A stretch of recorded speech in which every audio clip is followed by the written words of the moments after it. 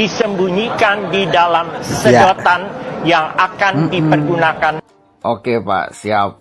Aku akan coba tanggapi apa yang menjadi pernyataan Bapak. Tapi aku sedikit gagal fokus dengan gaya bicara dan pergerakan bibir Bapak yang cukup seksi dan aduhai itu Pak. Tapi it's okay, aku coba respon ya. Tapi mungkin Bapak kurang update atau tidak update, atau bahkan mungkin Bapak lebih sibuk untuk belajar make up sepertinya. Apa yang Bapak sampaikan sebenarnya sudah terbantahkan oleh saksi yang dihadirkan oleh JPU, bahkan saksi ahli yang memang dihadirkan oleh JPU Pak. Aku coba paparkan satu persatu yang menjadi counter apa yang Bapak nyatakan. Oke? Bapak tadi mengatakan perihal sedotan dan racun itu dimasukkan melalui sedotan. Kalau memang melalui sedotan, anggaplah memang seperti itu. Mengapa sedotan tersebut dihilangkan? Ya. Mengapa?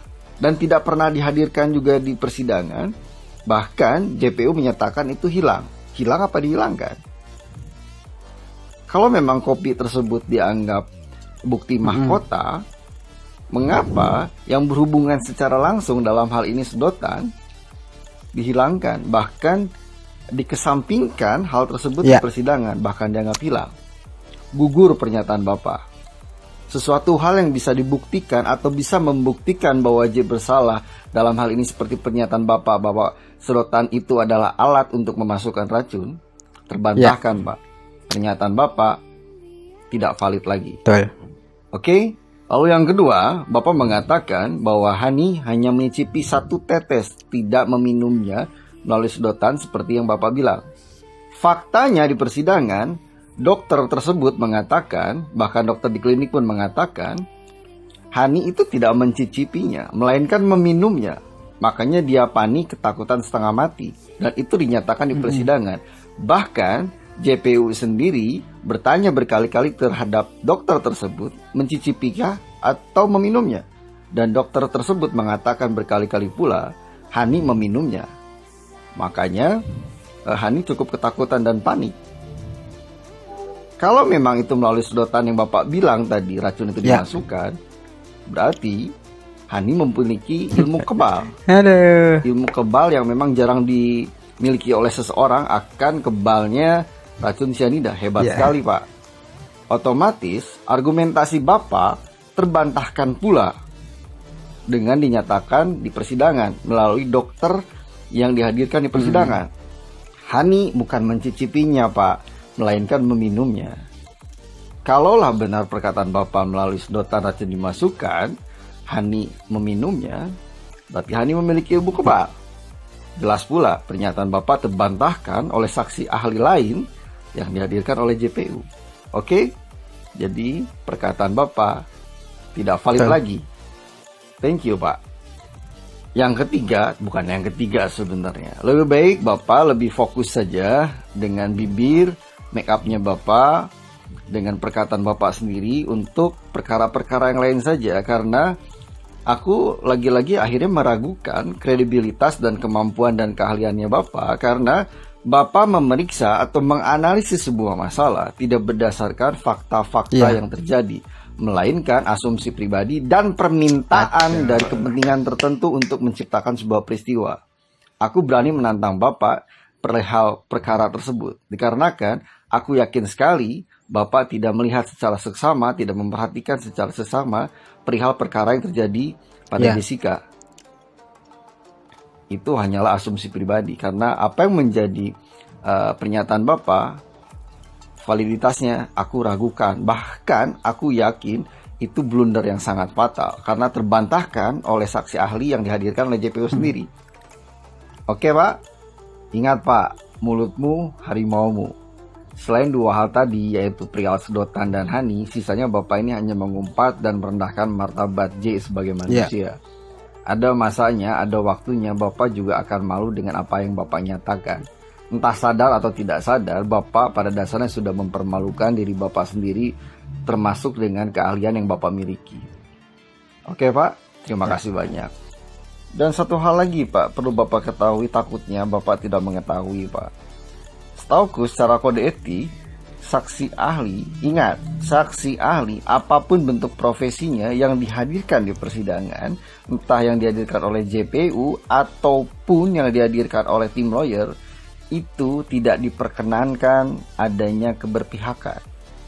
Tidak boleh ada keberpihakan sama sekali terhadap hal apapun dan siapapun.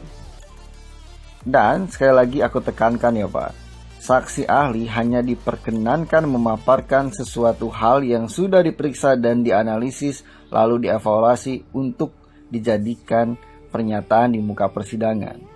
Bukan untuk menjustifikasi seseorang yang belum dinyatakan bersalah. Tapi sayangnya Bapak malah blunder atau offset dalam melihat sebuah perkara yang seharusnya menyatakan sesuai keahlian, ini malah di luar keahlian Bapak nyatakan.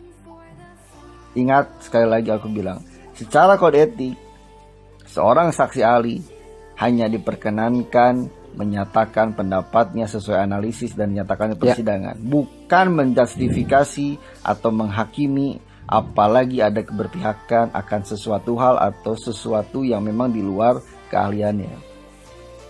Oke kawan, terima kasih banyak. Update kasus Jessica Wongso, seakan-akan kasus ini tenggelam dan stagnan ya. Tapi kalian lihat berita ini sebentar. Prof Edi ini menjadi tersangka dugaan penerimaan gratifikasi. Apakah berita ini hoax? Enggak ya, karena ini dari CNN Indonesia yang sudah terpercaya banget. Untuk lebih lengkapnya kalian baca sendiri di CNN Indonesia nih, ada beritanya nih. Apakah ini cara semesta membela Jessica? Komen di bawah. Begitulah ya, apa istilah inilah kalau bisa. Sebelumnya J yang Anda permalukan di muka persidangan bahkan di muka umum. Segala sesuatunya akhirnya berbalik kepada Anda sendiri. Kini Anda yang dipermalukan oleh diri Anda sendiri di muka umum, bahkan di muka persidangan di gedung DPR di hadapan anggota DPR. Takdir seperti itu kawan, di saat tangan Tuhan sudah bekerja, tidak ada kuasa yang bisa menolaknya. Aku tahu senyuman dan tawa yang Anda lakukan adalah bentuk rasa malu Anda yang sudah dipermalukan di muka umum dan di muka persidangan di gedung DPR. Gimana rasanya Pak? Dipermalukan dengan cara yang hampir sama seperti yang Anda pernah lakukan terhadap J. Sakit ya Pak? Nikmat ya Pak? Begitulah rasanya J saat Anda permalukan Pak. Terima kasih banyak.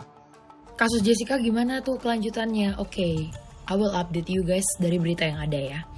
Yang gue tahu kemarin tuh ada doa bersama untuk Jessica Wongso, para advokat se-Indonesia Raya ini, especially di Jakarta sih.